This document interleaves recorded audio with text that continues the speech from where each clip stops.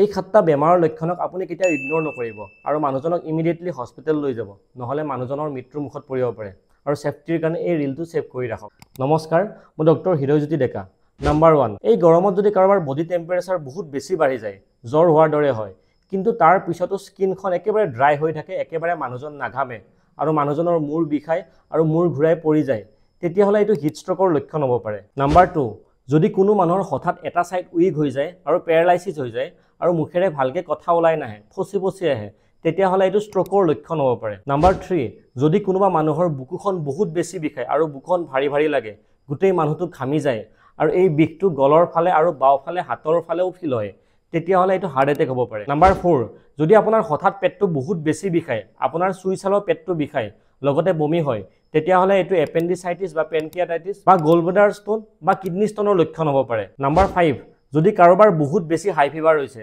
লগত কনফিউজন মূৰৰ বিষ আৰু মিৰ্গি উঠাৰ দৰে কপিছে তেতিয়া হলে মানুহজন ডেংগি মেলেৰিয়া বা মেনিনজাইটিছৰ দৰে সিৰিয়াছ কন্ডিশন ভুগিব পাৰে নাম্বাৰ 6 আৰু যদি ডায়াবেটিক পেশেন্টৰ হঠাৎ বহুত বেছি পেটৰ বিষ হয় লগত বমি হয় আৰু মানুহজনে উশাহ নিশাহ লোৱাত কষ্ট পায় আৰু জোৰে উশাহ লয় তেতিয়া হলে এটো ডায়াবেটিক কিটোসিছৰ দৰে সিৰিয়াছ বেমাৰৰ লক্ষণ হ'ব পাৰে নাম্বাৰ 7 যদি কোনোবা মানুহৰ বহুত কম দিনৰ ভিতৰতে বহুত বেছি ওজন কমিছে তেতিয়া হলে এটো সিৰিয়াছ হেলথ কন্ডিশন লাইক কেন্সাৰো হ'ব পাৰে আৰু যদি আপুনি সদায় এনেকৈ হেলদি থাকিব বিচাৰে তেতিয়া মোক ফলো কৰক